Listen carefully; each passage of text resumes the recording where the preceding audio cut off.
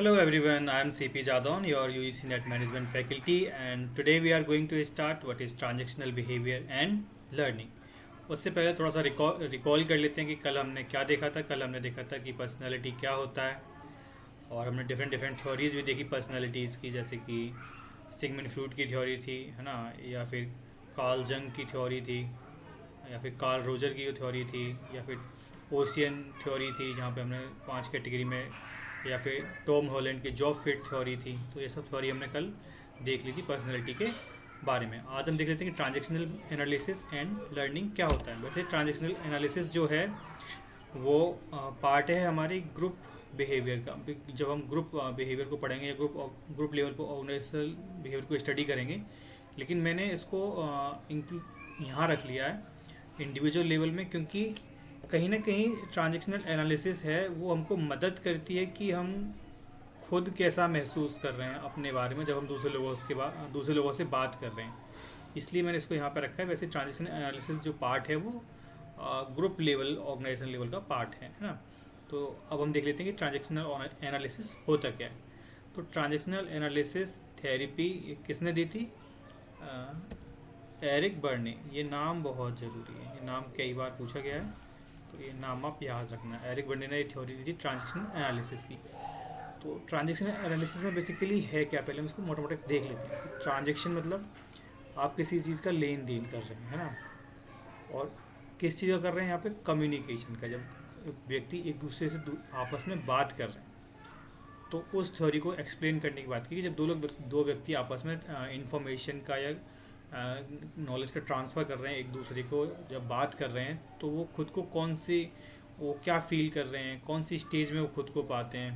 हम different different stage भी पढ़ेंगे भी एरिक की थ्योरी में कि चाइल्ड स्टेज क्या है, चाइल्ड ईगो स्टेज क्या है, या फिर पेरेंट ईगो स्टेज, या फिर अडल्ट ईगो स्टेज, है ना। तो ये सब हम देखने वाले हैं। तो यही हम पढ़ेंगे आज की ट्रांजेक्शनल एनालिसिस क्या होता है। During conversation with someone the person start communicating with communication will give the transaction stimulus. जब कोई शुरू करेगा तो वहाँ ट्रांजेक्शन स्टिमुलस आएगा। एंड देन पर्सन रिसीविंग, कोई उसको रिसीव कर रहा होगा, रिसीविंग दिस स्टिमुलस और a message from the communication will give the transaction response. एक व्यक्ति अपनी बात को बोलेगा, दूसरा व्यक्ति उसको सुनेगा और फिर उसके अकॉर्डिंग रिस्पॉन्स करेगा। तो ये ऐसे करके पूरी साइकिल कंप्लीट होती है। अब क्यों ज़रूरी होती है ट्रांजेक्शन एनालिसिस, ये देख लें। Transactional analysis is method to use to analyse this process of transaction in communication with other. It require us, ये जरूरी लाइन है बस। It require us to be aware of how we feel, think and behave during interaction with other. की जब हम दूसरे लोगों के साथ इंटरेक्ट कर रहे हैं तो हम कैसा महसूस कर रहे हैं, कैसे सोच रहे हैं, है ना। तो इसी सब चीज़ के बारे में इन्हीं सब चीज़ों के बारे में हमें बताता है ट्रांजेक्शनल एनालिसिस। शॉर्ट में टीए बोलते हैं। Transactional analysis recognize that human personality is made up of three ego state. Transactional analysis में बात की गई थी कि ह्यूमन पर्सनैलिटी 3 ईगो स्टेट से मिलकर बनी होती है। वो मैंने अभी बताई थी, child, parents and adult, each of which is in an entire system of thought. Her stage के, चाहे चाइल्ड हो या पेरेंट्स हो या अडल्ट हो, उसके अपने एक thought, feeling and behaviour from which we interact with each other, और उसके अकॉर्डिंग हम एक दूसरे से इंटरेक्ट करते हैं। Parent, adult and child ego state and the interaction between them form the foundation of transactional analysis.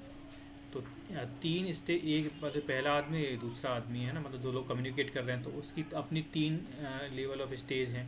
ऐसे ही इनकी 3 लेवल ऑफ स्टेज हैं। तो कोई भी व्यक्ति किसी भी लेवल पे हो सकता है। जब मान लो ये पेरेंट है, ये अडल्ट है एंड ये चाइल्ड है, ऐसे ही चाइल्ड, पेरेंट, वो अडल्ट एंड पेरेंट।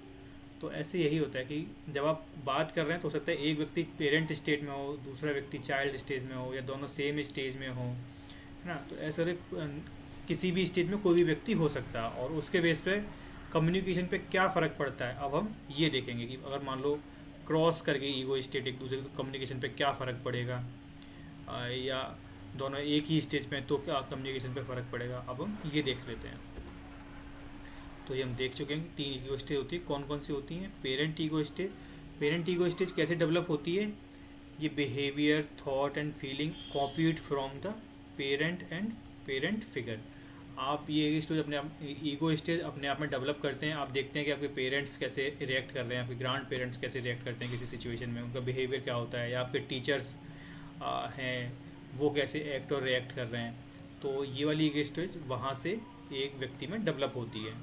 उसके बाद है adult ego stage. Adult ego stage में है कि आप अपने प्रीवियस एक्सपीरियंस को यहाँ पे इतना यूज नहीं करते हैं, है ना, और आप हर एक्सपीरियंस है उसको आप जज करते हैं और उसके बारे में जानने की कोशिश करते हैं, और फिर उस पर आप अपना कोई थॉट या कोई रिमार्क बनाते हैं। Behaviour, thought and feeling are direct response to here and now. वो भी उसी समय पर जो है उसी पर निर्भर करता है। चाइल्ड ईगो स्टेज में क्या होता है कि आपकी जो ईगो स्टेज डेवलप हो रही है वो आपके चाइल्ड मेमोरी के बेस पे डेवलप हो रही है।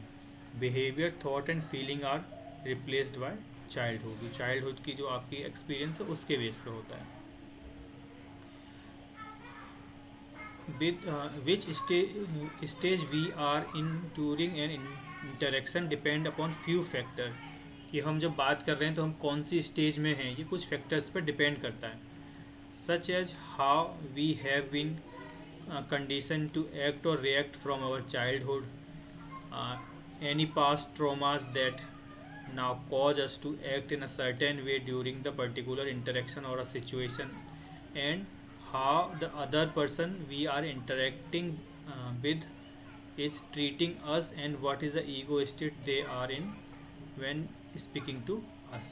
तो इन सब बातों पर निर्भर करता है कि कौन सी व्यक्ति कौन सी स्टेज में है ईगो स्टेज की में, और वो कैसे इन्फ्लुएंस करेगा कम्युनिकेशन को। तो वो कौन कौन सी चीज़ें हैं कि आपके पास ट्रॉमा क्या है, आपकी मेमोरी क्या है, आप कैसे आपने सीखा है एक्ट और रिएक्ट करना, है ना, और जिस व्यक्ति से आप सामने वाले व्यक्ति से बात कर रहे हैं वो कौन सी ईगो स्टेज के थ्रू कम्युनिकेट कर रहा है। मान लो आप चाइल्ड ईगो स्टेज में हैं, है ना, और आपका जो जिस व्यक्ति से आप बात कर रहे हैं वो पेरेंट ईगो स्टेट में है, तो यहाँ पे कॉम्प्लीमेंट्री ईगो स्टेट बन जाएगी एक तरीके से कम्युनिकेशन चैनल जो बनेगा हमारा। Interacting with someone from state of child or parent mode is often default or unconscious reaction that is used and it take conscious awareness to be able to bring ourselves back into adult mode and interact from that place instead। जब हम child या parent ego stage में होते हैं ना तो वो unconscious mind के थ्रू हम चीज़ों को कर रहे होते हैं, लेकिन हमको खुद को याद दिलाना होता है कि हम अडल्ट हैं और हमको उस लेवल पर आके बात करनी चाहिए जिससे दो अडल्ट बात कर रहे हो, है ना। ऐसा नहीं हो कि आप डिमांड ही करके जा रहे हैं। चाइल्ड स्टेज में क्या होगा कि आप मोस्टली डिमांडिंग किस्म की चीज़ें करेंगे, और पेरेंट स्टेज में क्या होगा कि आप दूसरे लोगों को कंट्रोल करने की कोशिश करेंगे, है ना, उनके क्रिटिक्स हो जाएंगे, उन्हें आपकी टोन होगी वो हैवी होगी। वहीं चाइल्ड स्टेज में क्या होगा कि आप ओबीडेंटली काम करेंगे। तो ये सब चीज़ें होती हैं। वहीं अडल्ट स्टेज में क्या होगा कि आप मैन टू मैन बात करेंगे, है ना, और आप एक दूसरे को समझेंगे, आप किसी को कंट्रोल करने की कोशिश नहीं करेंगे। तो ये सब, तो ये 3 ईगो स्टेज हम काफ़ी देख चुके हैं डिटेल में। तो चाइल्ड ईगो स्टेज देख लेते हैं हम डिटेल में। क्या होता है कि चाइल्ड ईगो स्टेज में जैसे मैंने बता दिया कि आपकी जो पास्ट मेमोरी है चाइल्डहुड की, वहाँ से ये ईगो स्टेज ड्राइव होता है। अब ये 2 तरीके का होता है। कौन कौन सा होता है? अडेप्टिव चाइल्ड स्टेट और एक कह सकते हैं free child stage.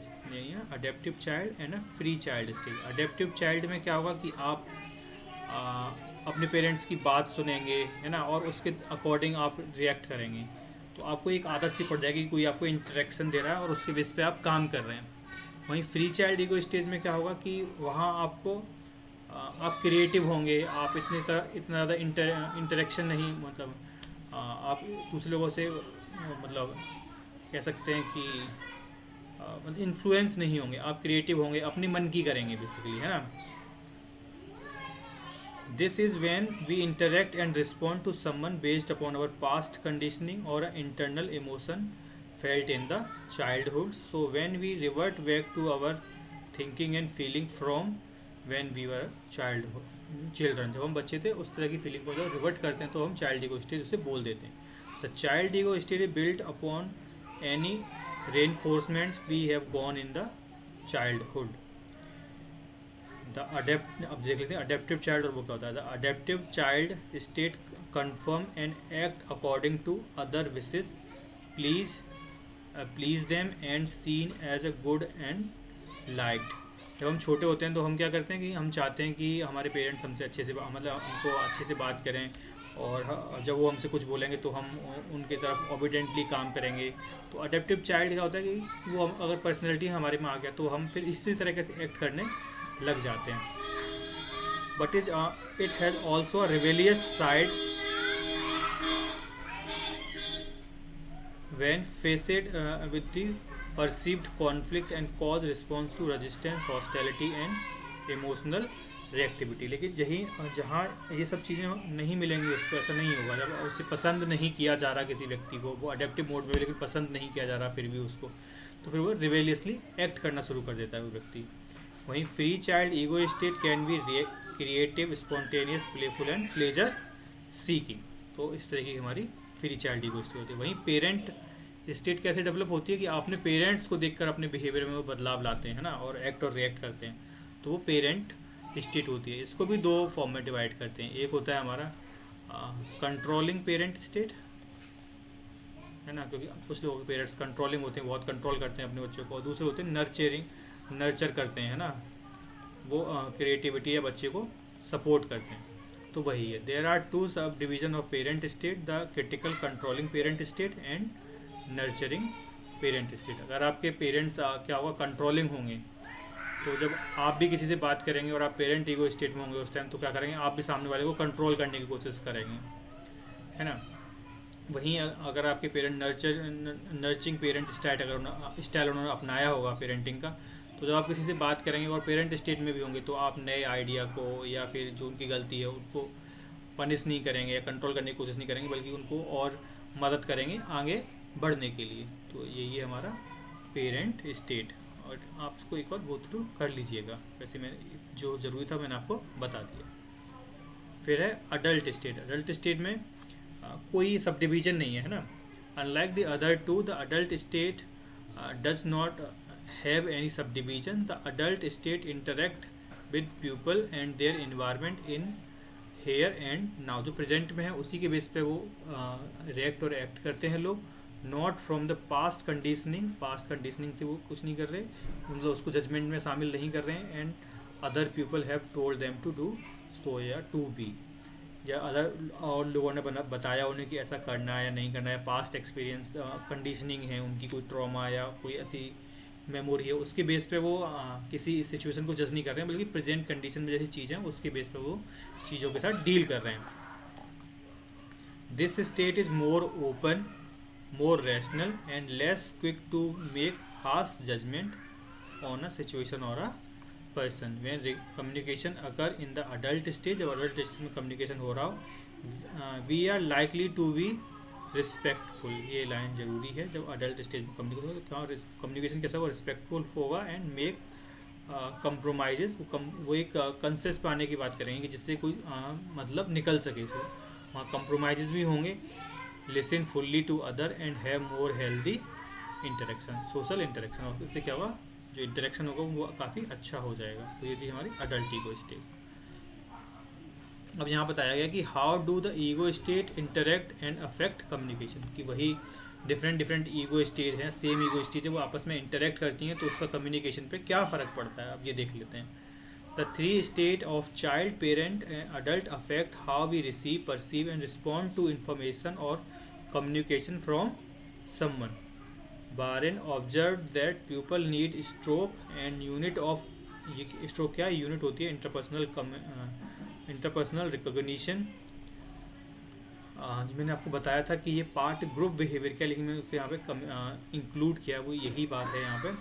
Interpersonal recognition to survive and thrive, understanding how people give and receive positive or negative stroke and changing unhealthy pattern of stroking and powerful aspect of work in the transactional analysis. Transactional analysis believe that adult to adult, देखो transaction, अब ये line जरूरी है यहाँ पे. Transactional analysis believe that adult to adult communication transaction need to lead to most effective and healthy communication, thus relationship with other। जो हमने अभी यहाँ पे देखा था वही लाइन वहाँ लिखी हुई है बस। The different type of transactional, अब वो देख लेते हैं कैसे कैसे इंटरेक्ट करते हैं। तो तीन तरीके से होता है। First is complementary, second is crossed and third is ulterior. Complementary क्या होता है कि जब आप एक व्यक्ति पेरेंट स्टेट में होगा दूसरा चाइल्ड स्टेट में होंगे, एक व्यक्ति पेरेंट की तरह रिएक्ट करेगा दूसरा चाइल्ड की तरह रिएक्ट करेगा। क्रॉस्ड लेवल क्या होगा कि वहाँ पे आपकी जो कह सकते हैं वो क्रॉस कर जा रही हैं, वो मैच ही नहीं कर रहे है ना। एक व्यक्ति पेरेंट से चाइल्ड स्टेज में करने का वहीं, और दूसरे व्यक्ति अडल्ट से अडल्ट स्टेज में फॉर्म कर रहा है। जब एक व्यक्ति चाइल्ड स्टेज में रिएक्ट मतलब एक्ट कर रहा है तो वो चाहेगा कि सामने वाला उसको रिस्पॉन्ड करे चाइल्ड स्टेज से, लेकिन वो ऐसे ना करके वो अडल्ट स्टेज से कम्युनिकेट करने की कोशिश कर रहे हैं, है ना। तो वो कैसे होगा, यहाँ पे क्रॉस स्टेट हो गई। ऐसे ही अल्टीरियर है, यहाँ पे क्या होता है कि मिसकम्युनिकेशन ज़्यादा होते हैं अल्टीरियर में। देखो कॉम्प्लीमेंट्री ट्रांजेक्शन, इस अभी मैं यहाँ पे एक्सप्लेन भी किया हुआ है। The sender message reaches the intended ego state of the receiver. The communication line between ego state are parallel. Responses complement the sender ego state. जब सेंडर ने अपनी बात भेजी तो जो रिसीवर ने वो रिसीव करी वो उसके अकॉर्डिंग ही रिसीव करी। मान लो अगर जो सेंडर है वो चाइल्ड स्टेज में है, और जो रिसीवर है वो पेरेंट में है ना, तो एक जैसे क्रॉस में जाएगा। मान लो एक ये सेंडर है तो इसने अपना कम्युनिकेशन यहाँ से भेजा कोई, और वो चाह रहा है कि जो सामने वाला रिसीव करे वो नर्चरिंग फॉर्म में रिसीव करे, है ना।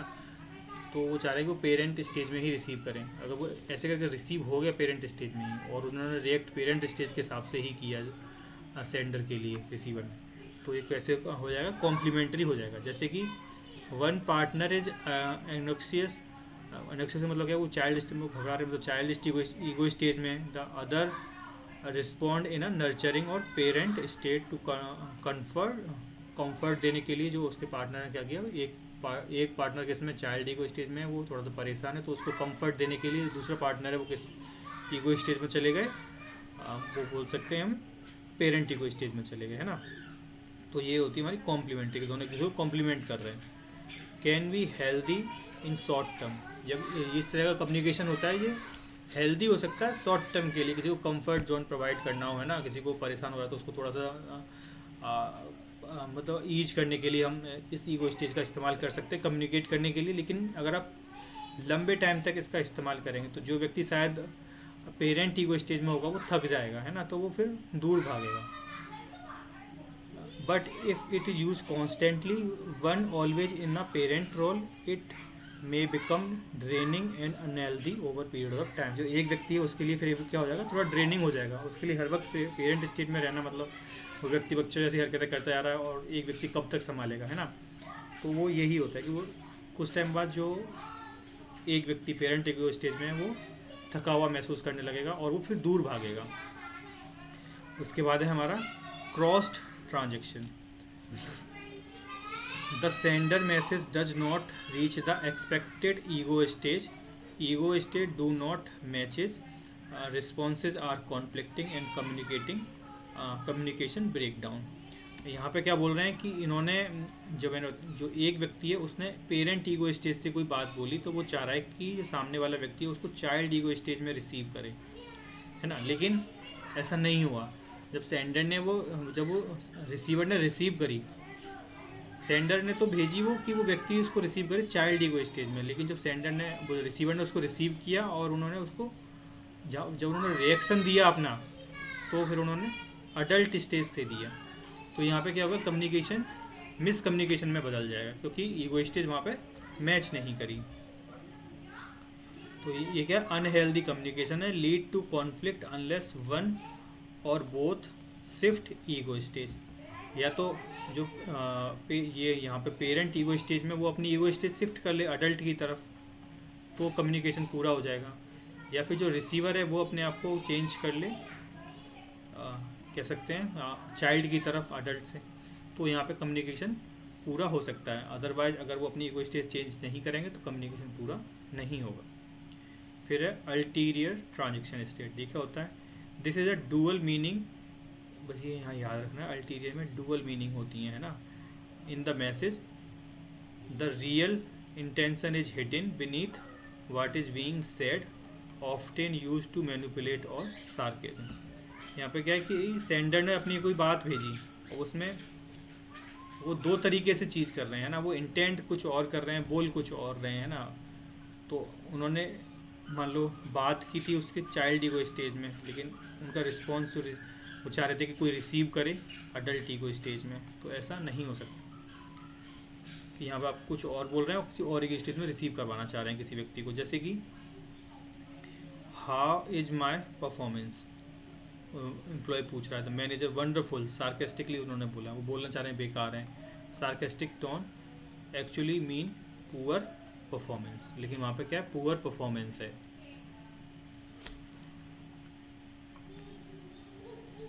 Unhealthy lead to confusing mistrust and manipulation. तो इसमें क्या होगा, जो कम्युनिकेशन होगा वो अनहेल्दी हो जाएगा। तो यही होता है हमारा अल्टीरियर इन ट्रांजेक्शन, जहाँ पर डुअल मीनिंग बात निकल के आ रही होती है, वहाँ पर सार्केज्म वाली टोन होती है। तो ये डुअल मीनिंग वर्ड हमें, ये कीवर्ड है इसका, ये हमें याद रखना होगा। तो ये 3 तरह की ट्रांजेक्शन स्टेट बनती है हमारी, कौन कौन सी, कॉम्प्लीमेंट्री, क्रॉस्ड एंड अल्टीरियर। अब इसी से मिलता, मतलब इसी में आगे जब देखा गया ट्रांजेक्शन स्टेज में लाइफ पोजीशन भी बनती हैं क्या, जब आप लोगों से बात कर रहे होते हो और कैसा महसूस कर रहे होते हो ना, उसको भी यहाँ बताया गया। Life position refers to fundamental believe and attitude individual hold about themselves and other. तो वो कौन कौन सी पोजीशन बनती हैं, ये 4 पोजीशन पूछी गई हैं और मोस्टली ये वाली ज़्यादा पूछते हैं 3rd नंबर पे जो है। तो ये आपको पता होना चाहिए। तो लाइफ पोजीशन कौन कौन सी हैं, पहली I am okay, you are okay. मतलब आप जब बात कर रहे हैं किसी व्यक्ति से तो आप महसूस कर पा रहे हैं कि आप भी उस कम्युनिकेशन में पॉजिटिव महसूस कर रहे हैं और सामने वाला भी पॉजिटिव महसूस कर रहा है ना। आप ऐसा महसूस कर रहे हो सामने वाला भी ओके है, तुम भी ओके हो, है ना।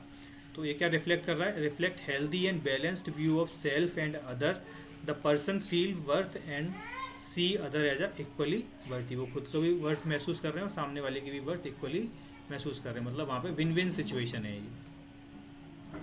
तो इससे क्या होगा कि म्यूचुअल ट्रस्ट बढ़ जाएगा, कम्युनिकेशन हेल्दी होगा एंड स्ट्रॉन्ग रिलेशनशिप वहाँ पे बिल्ड होगी। फिर है सेकंड स्टेज है कि I am okay, you are not okay. तो यहाँ पे क्या है कि आप खुद के बारे में तो पॉजिटिव सेंस रख रहे हो, लेकिन सामने वाले के में उसके बारे में नेगेटिव सेंस रख रहे हो। Believe about other is negative, मतलब आप डोमिनेट कर रहे हो सामने वाले को। यहाँ पे डोमिनेंट टाइप के आप एक्ट कर रहे हैं। The person see them self as a superior, खुद को सुपीरियर महसूस कर रहे हैं, and other as a flawed or unworthy, कि सामने वाला वो वर्थ ही नहीं कर रहा है। और मे क्रिटिसाइज और जज अदर, तो सामने वाले को क्रिटिसाइज करने लगेंगे या जज करेंगे और खुद को सुपीरियर महसूस करेंगे। तो ऐसी सिचुएशन में क्या होगा, लीड टू आइसोलेशन, एरोगेंस और पुअर इंटरपर्सनल रिलेशन। तो वहाँ पे क्या होगा, लोग आपस में ऐसा क्या होगा, कम बात करेंगे, आइसोलेशन बढ़ जाएगा, वहाँ पे इग्नोरेंस बढ़ जाएगी, क्योंकि सुपीरियर मानना है एक व्यक्ति खुद को, तो वहाँ पे इग्नोरेंस आ गई है। तो ये था हमारा second stage. Third stage, I am not okay, you are okay. यहाँ पे क्या है कि व्यक्ति खुद के बारे में मतलब अच्छा महसूस नहीं कर रहा है ना, उस कम्युनिकेशन में ऐसा समझ रहा है कि वो वर्थ नहीं करता है, और सामने वाले के वो मान रहा है कि वो पॉजिटिव है, मतलब उसकी अथॉरिटी को वो मान रहे हैं, और वो सामने वाले को मान रहे हैं कि वो अथॉरिटी रूल में और ये उसको फॉलो कर रहे हैं। द पर्सन फील इन्फीरियर, यहाँ पे क्या सुपीरियर फील कर रहे थे ऊपर वाले केस में, यहाँ पे इन्फीरियर फील कर रहे हैं क्योंकि खुद के बारे में नेगेटिव है। यहाँ पे सेल्फ स्टीम या सेल्फ कॉन्फिडेंस कम होगा, और हमेशा अप्रूवल की तरफ हम देखेंगे कि सामने वाला अप्रूव करे उस चीज़ को। मतलब वही नहीं बोला कि सामने वाले को हमने अथॉरिटेटिव रोल में मान लिया हमने, है ना, तो हम उनसे पूछ कर ही सारे काम करने की कोशिश करेंगे। तो यही वाली लाइन जो अथॉरिटी वाली लाइन में बोला हूँ ना, सीक अप्रूवल फ्रॉम अदर, ये वाली लाइन पूछी गई है, सीक अप्रूवल फ्रॉम अदर, ये कौन सी स्टेज में है। इन 4 स्टेज को नाम लिख देगा और हमें लगाना होगा कि I am not okay, you are okay में ये आएगा हमारा। Hold other in higher regards, ठीक है। यहाँ पे क्या होगा, जब इस स्टेज में होंगे हम, तो यहाँ पे क्या होगा कि हम सामने वाले पर डिपेंड हो जाएंगे, क्योंकि वो हमारे लिए डिसीजन ले रहे हैं या अप्रूव कर रहे हैं, और अपना कॉन्फिडेंस क्या होगा, लो होगा। Result in dependency, low confidence and people pleasing behaviour. और हम हर समय कैसा बिहेवियर हो हमारा हो जाएगा, पीपल प्लीजिंग हो जाएगा कि हम लोगों को बस प्लीज उनके पीछे ही लगे हुए हैं, उनको प्लीज वो कैसे भी खुश हो जाएं। तो ये सब है। और फोर्थ स्टेज है I am not okay, you are not okay. यहाँ पर दोनों ही नेगेटिव मतलब उसमें चले गए हैं। तो यहाँ पे जो व्यू होगा वो पेसिमिस्टिक हो जाएगा कम्युनिकेशन को, reflect pessimistic view of self and other, the person feel hopeless and see no value in the relationship. तो जो इंटरेक्शन हो रहा है उस टाइम जो एक रिलेशन डेवलप हो रहा है उसमें कोई वैल्यू नहीं है, उनको ऐसा लगेगा। लीड टू विड्रॉल, वहाँ से लोग विड्रॉल कर लेंगे। Depression and lack of motivation, तो वहाँ पे मोटिवेशन भी कम हो जाएगा, जो कि बिल्कुल भी अच्छा नहीं होता। तो हमें ये सब लाइफ पोजीशन थी, इनको बारे में थोड़ा थोड़ा हमें पता होना चाहिए। अब हम कैसे पता करें कि हम कौन सी पोजीशन में, तो ये 4 पॉइंट्स हैं, इनके थ्रू हम पता कर सकते हैं कौन कौन से। सेल्फ टॉकिंग या इंटरनल डायलॉग के through, emotional pattern, relationship dynamics और सेल्फ परसेप्शन, ये सब मेथड है जिनके थ्रू आप पता कर सकते हैं कि आप इन चारों में से कौन सी लाइफ स्टेज में हैं या लाइफ पोजीशन में। तो ये सब हमने देख लिया कि ट्रांजेक्शनल एनालिसिस क्या होती है। 3 तरह के पेरेंटिंग ईगो स्टेज होते हैं इसमें, parent ego stage, child ego stage and adult ego stage. फिर हमने देख लिया कि मतलब कॉम्बिनेशन कौन कौन से बन सकते हैं, तो 3 कॉम्बिनेशन बन सकते हैं, कॉम्प्लीमेंट्री, क्रॉस्ड एंड अल्टीरियर। फिर उसके बाद हमने देखा कि लाइफ पोजीशन क्या होती है ट्रांजेक्शन एनालिसिस में, तो ये 4 लाइफ पोजीशन होती हैं।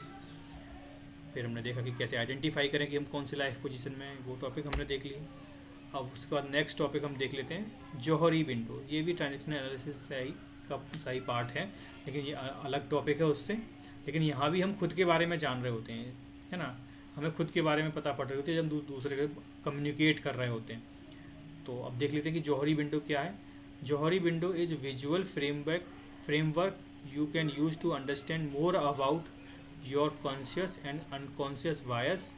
Doing this can improve your self awareness, आप खुद के बारे में अवेयर हो सकते हैं, एंड अंडरस्टैंडिंग ऑफ अदर, और सामने वाले के बारे में आप समझ सकते हैं। But it can be also use to interpersonal development tool and to build better work place relationship. Johari window में हमें जो 4 बातें याद रखनी है वो ये याद रखनी है कि इसमें 4 क्वाड्रेंट होते हैं, वो भी देखते हैं आगे, और इस पर्पज़ है आप देख लीजिएगा। ये 4 क्वाड्रेंट हमें याद रखने हैं, और इनकी छोटी छोटी सी कैरेक्टरिस्टिक्स है, हमें वो याद रखनी है कि ओपननेस में कौन क्या होगा, ब्लाइंड में क्या होगा। तो ये जौहरी विंडो है, यहाँ पे ये 4x4 का मैट्रिक्स है, वो 2x2 का मैट्रिक्स है। यहाँ पे पहली जो वो है स्लॉट है उसमें आता है ओपननेस। ओपननेस में क्या होता है कि जो आपके बारे में इन्फॉर्मेशन है वो आपको भी पता है और सामने वाले को भी पता है। जो इन्फॉर्मेशन है आपके बारे में वो आपको भी पता है और सामने वाले को भी पता है, मतलब ये ओपन रीजन है, सबको पता है यहाँ पे। The information about you that both you and other know, आप भी जानते हैं और सामने वाले भी जानते हैं। तो इस वाले क्वाड्रेंट को बोलते हैं ओपन सेल्फ, या फ्री एरिया बोल सकते हैं, या फ्री सेल्फ बोल सकते हैं। तो ये होता है ओपन सेल्फ। उसके बाद आता है ब्लाइंड सेल्फ। ब्लाइंड सेल्फ में क्या होता है, यहाँ पे ये चीज़ और है कि नोन और अननोन, इनके बेस पर मैट्रिक्स बनाई गई है। तो यहाँ पे क्या है, दोनों चीज़ नोन है, आपको भी पता है और अदर्स को भी आपके बारे में पता है। अब ब्लाइंड स्पॉट पे क्या होता है, ब्लाइंड सेल्फ पे क्या होता है कि आपको तो नहीं पता अपने बारे में, लेकिन दूसरों को आपके बारे में पता है। The information about you that you don't know but other know, आप खुद के बारे में नहीं जानते हैं ऐसी इन्फॉर्मेशन लोग आपके बारे में जानते हैं। या फिर ऐसा हो सकता है कि आपके बारे में जानते लेकिन आपको बताना नहीं चाह रहे हैं, है ना। तो कंपनीज में ऐसा बहुत होता है कि आप मीटिंग हॉल में बैठे होते हैं और आप देख रहे होते हैं कि वो व्यक्ति बहुत गुस्सा कर रहा है, ये सब है, लेकिन जो व्यक्ति गुस्सा कर रहा होता है उसे पता ही नहीं होता, तो वो इस बात को लेकर अनअवेयर है। तो ये कैसा हो गया, एक ब्लाइंड स्पॉट हो गया उस व्यक्ति के लिए, है ना।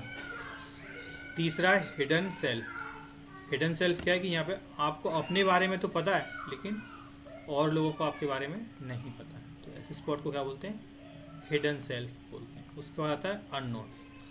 अननोन में क्या होता है कि वो ऐसी बातें या वो एरिया जो तो ना आपको पता है और ना सामने वाले को पता है, तो उस क्वाड्रेंट को बोलते हैं अननोन सेल्फ क्वाड्रेंट।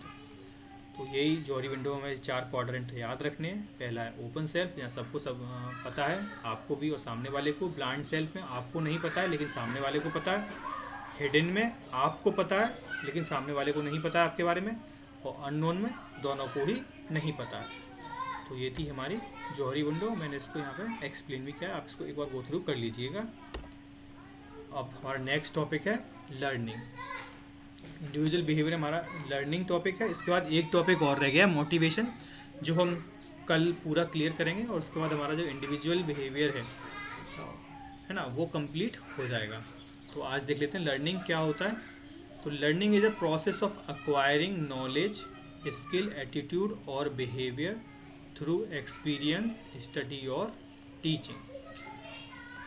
तो लर्निंग क्या है? एक ऐसी प्रोसेस है जिसके थ्रू हम नॉलेज या नई स्किल्स या अपने बिहेवियर को डेवलप करते हैं। किसके थ्रू? एक्सपीरियंस, स्टडी या टीचिंग के थ्रू। जो हमारी लर्निंग होती है उससे हमारे बिहेवियर में जो चेंज आता है वो परमानेंट चेंज आता है। ये बस हमें याद रखना है, ये इम्पोर्टेंट टर्म्स है। It result in a relatively permanent change in our behaviour or thinking. जब हम कोई नई चीज़ पढ़ते हैं, कोई नया एक्सपीरियंस लेते हैं, है ना, और वो हमें अगर अच्छा लगता है या बुरा लगता है, उसके बेस पे हम खुद में क्या चेंजेस लाते हैं, है ना। और वो चेंज क्या होते हैं? परमानेंट चेंज आ जाते हैं हमारे अंदर। फिर ये कुछ डेफिनेशंस हैं, लेकिन बीएफ स्किनर की जो डेफिनेशन है वो सबसे ज़्यादा इंपॉर्टेंट है। यहाँ पे हमें ये याद भी रखनी है। Learning is a process of progressive behaviour adaptation. ये पूछा गया है ये स्टेटमेंट कि किसने दिया, इसलिए यहाँ पे मैंने इसे मेंशन किया। अब देख लेते हैं कि हम कैसे पास्ट एक्सपीरियंस को सीखते हैं, या ये एक्सपीरियंस है, स्टडी कैसे करते हैं। तो दो तरह की कंडीशनिंग होती है जिनके थ्रू हम सीखते हैं। एक होता है क्लासिकल कंडीशनिंग, एक होता है ऑपरेंट कंडीशनिंग। तो अब ये देख लेते हैं क्लासिकल कंडीशनिंग क्या होता है और ऑपरेंट कंडीशनिंग क्या होता है। क्लासिकल कंडीशनिंग ये किसने दी थी? आयन पेवलो ने दिया था। इन्होंने क्या किया था? एक एक्सपेरिमेंट किया था अपने डॉग के साथ, कि जैसे ही ये घंटी बजाते थे और डॉग को खाना देते थे, तो धीरे धीरे डॉग क्या सीख गया कि जब घंटी बजेगी तो उसे खाना मिलेगा। तो जो डॉग था उसके मुंह में पानी आना शुरू हो जाता था घंटी की आवाज़ सुन के, चाहे उसे खाना मिले या ना मिले। तो यही था क्लासिकल कंडीशनिंग की। जो स्टिमुलस थे उनके थ्रू आपके बिहेवियर में चेंज इंट्रोड्यूस किया गया, या कुत्ते के बिहेवियर में चेंज इंट्रोड्यूस किया गया। Classical conditioning is a learning process where person or animal learn to connect two stimulus. उन्होंने टू स्टिमुलस को कनेक्ट कर दिया। कैसा? एक घंटी बजना और एक कुत्ते के मुंह में पानी आना, है ना। A natural response that already occur when one stimulus is now triggered by the new and previously neutral stimulus just because is regularly associated with original stimulus. Just for example, in a workplace, if a manager employee receive regular criticism, कोई employee वो regular criticism receive करता है अपने किससे? Manager से, from boss और from a boss in a meeting room। एक जो एम्प्लॉई है वो क्रिटिसिज्म मिलता है उसे, जब कभी मीटिंग होती है वो क्रिटिसाइज ही करता है उसका मैनेजर उसको मीटिंग रूम में। तो इससे क्या होगा कि जब कभी भी वो उस मीटिंग रूम में जाएगा वो एम्प्लॉई, चाहे मीटिंग हो रही हो या ना हो रही हो, लेकिन वो उसको फील आएगा कि कोई ना कोई उसको क्रिटिसाइज करेगा, या वो उस रूम में जाने से नर्वस फील करेंगे। तो ये क्या है, उनमें उनके बिहेवियर में एक चेंज इंट्रोड्यूस हो गया। तो ये होती है classical conditioning. So they may start feeling nervous when ever they enter the room even if the boss is not present. तो यही है कि इस तरीके से हम कंडीशनिंग करते हैं लोगों की। अब यहाँ पे कोई क्लासिकल कंडीशनिंग में कोई रिवॉर्ड या पनिशमेंट नहीं दिया गया है ना, लेकिन अब हम जब ओपरेंट कंडीशनिंग पढ़ेंगे, कल हम इसे मोटिवेशन में और डिटेल में पढ़ेंगे उस थ्योरी को, है ना। वहाँ पे हम देखेंगे कि कैसे और होता है, लेकिन अभी हम क्योंकि हमारा इसका हिस्सा है तो मैंने यहाँ पे भी इसको कनेक्ट किया। तो ऑपरेंट कंडीशन किसने दिया था? बीएफ स्किनर ने ये थ्योरी दी थी। इन्होंने क्या किया था? चूहे पे एक्सपेरिमेंट किया था। चूहे पे कैसे एक्सपेरिमेंट किया कि जब कभी भी चूहा अपने पैर से एक बजर को दबाता है तो उसको खाना दे देते थे। तो चूहे ने ये चीज़ सीख ली कि जब वो कोई काम करते हैं तो उसके बदले में उन्हें एक रिवॉर्ड मिलता है। तो यहाँ पे उन्हें क्या किया गया, एक पॉजिटिव रेनफोर्समेंट दिया गया चूहे को। तो इसके थ्रू पॉजिटिव रेनफोर्समेंट दिया गया, मतलब ये क्या होगा, आप ऑर्गेनाइजेशन में भी देखते होंगे कि लोग काम करते हैं, उनको रिवॉर्ड दो तो वो और काम करते हैं, तो इस तरीके से उनको पॉजिटिव रेनफोर्स किया जाता है काम करने के लिए। अब देख लेते हैं कि क्या होता है। Operant conditioning is a learning process where behaviour is shaped by maintaining by its consequences. People learn to do thing that bring reward, मतलब reinforcement, and avoid thing that bring punishment. दो तरीके से आप लोगों के बिहेवियर में change ला सकते हैं, या तो रिवॉर्ड देकर या फिर पनिशमेंट देकर। It is called operant conditioning. जब रिवॉर्ड और पनिशमेंट की बात हो तो हम किसकी बात करेंगे, ऑपरेंट कंडीशनिंग। जब सिर्फ स्टिमुलस की बात हो तो हम बात करेंगे क्लासिकल कंडीशनिंग की। और ये किसने दिया था ऑपरेंट कंडीशनिंग, ये बहुत बार पूछा गया है। BF स्किनर ने दिया ऑपरेंट कंडीशनिंग, ये बहुत बार पूछा गया है क्वेश्चन। ये फर्स्ट पेपर में भी पूछा जाता है, सेकंड पेपर में भी पूछा जाता है। तो this is called operant conditioning because the person operate on the environment to produce the result. वो मैंने आपको एक्सप्लेन कर ही दिया है चूहे वाला। अब एक अपना एग्जांपल देख लेते हैं। If student studies hard and receive praise and good grade, ये क्या है, जब किसी स्टूडेंट ने वर्क हार्ड किया और उसके अच्छे ग्रेड आते हैं तो उसको कैसा है, रेनफोर्समेंट मिला, अच्छे ग्रेड आने से पॉजिटिव रेनफोर्समेंट मिला गया। They more likely to repeat this behaviour, जब उनको पॉजिटिव रिवॉर्ड मिलेगा तो उस बिहेवियर को दोबारा भी रिपीट करना चाहेंगे। इफ़ दे आर स्कोल्ड और पीनलाइज्ड फॉर नॉट स्टडिंग, अगर आप उनको डांट देंगे कि वो स्टडी नहीं कर रहे हैं, लाइक पनिशमेंट देंगे उनको, तो they will try to avoid that behaviour. तो वो क्या करेंगे, तो फिर उसको बिहेवियर को अवॉइड करने की कोशिश करेंगे, क्योंकि उनसे क्या होता है, उनको डांट पड़ती है। तो इस तरीके से आप नेगेटिव रेनफोर्समेंट कर, मतलब पनिशमेंट देके भी बिहेवियर को चेंज कर सकते हैं। अब यहाँ पे मैंने कुछ लोगों ने जो लर्निंग थ्योरी दी है, जैसे कि क्लासिकल कंडीशनिंग से हम कैसे सीखते हैं, ये मैंने यहाँ बताया। ऑपरेंट कंडीशनिंग हम देख चुके हैं। अब ये है ऑब्जर्वेबल लर्निंग। ऑब्जर्वेबल लर्निंग किसने दी थी, अल्बर्ट बंडूरा ने बताया था ऑब्जर्वेबल। और BF स्किनर ने कौन सा होगा, ऑपरेंट कंडीशनिंग। ये दोनों ही सोशल लर्निंग थ्योरी के पार्ट्स आते हैं। ये फर्स्ट पेपर में भी हमारा कनेक्ट करता है। तो ऑब्जर्व लर्निंग क्या होती है, लर्निंग बाय ऑब्जर्विंग, आप दूसरों को देख कर सीखते हैं। Learning by observing other behaviour and consequence they face, then imitate those behaviour. ये फिर कॉग्निटिव लर्निंग क्या होता है, learning through mental process such as thinking, reasoning and understanding rather than direct experience. आप डायरेक्ट एक्सपीरियंस से नहीं सीख रहे हैं, बल्कि आपने जो नॉलेज गेन की है उनको आप और प्रोसेस कर रहे हैं, उनसे आप और नए चीज़ें ईजाद कर रहे हैं और उसके बेस पे आप सीख रहे हैं। और एक होता है एक्सपीरियंशियल लर्निंग। ये क्या है, learning by actively engaging in a task और एक्सपीरियंस, है ना। आप किसी को, अपने आप को किसी टास्क या किसी चीज़ में लगा रहे हैं, प्रोजेक्ट में लगा रहे हैं, and then reflecting on them to the gained understand and improve future performance. और उसके बेस पे आप अपनी परफॉर्मेंस को इम्प्रूव कर रहे हैं प्रीवियस एक्सपीरियंस के बेस पे। Student learn team work through group project. Teacher ने उनको क्या हुआ, एक ग्रुप प्रोजेक्ट दिया, लेकिन उसमें ग्रुप प्रोजेक्ट को करते समय इन्होंने क्या सीखा कि लोग ग्रुप में काम कर रहे हैं, एक टीम में काम कर रहे हैं, तो टीम में कैसे सीखा जाए। तो उससे ग्रुप प्रोजेक्ट उन्होंने कॉलेज में किया हुआ, तो उस चीज़ को वो जो टीम वर्क स्पिरिट है वहाँ वो ऑर्गेनाइजेशन में जाकर उसको भी यूज कर सकते हैं। तो इस तरीके से हमारा है लर्निंग एक्सपीरियंस। सो आज के हमने टॉपिक देख लिए। पहला था हमारा transactional behaviour given by Eric, है ना, एरिक बर्ने ने दिया था। उसके बाद हमने देखा जौहरी विंडो, उसमें 4 क्वाड्रेंट थे हमारे, कौन कौन से, open self, blind, hidden and unknown. और उसके बाद हमने देखा लर्निंग की थ्योरी देखी हमने। लर्निंग क्या होता है, परमानेंट चेंज आता है हमारे बिहेवियर में। और BF स्किनर ने क्या बताया था, लर्निंग है प्रोग्रेसिव बिहेवियर एडेप्शन। फिर 2 तरह की कंडीशनिंग देखी हमने, classical conditioning and operant conditioning. और हमने कुछ थ्योरी देखी किसकी, लर्निंग की। So this is all for today class, thank you.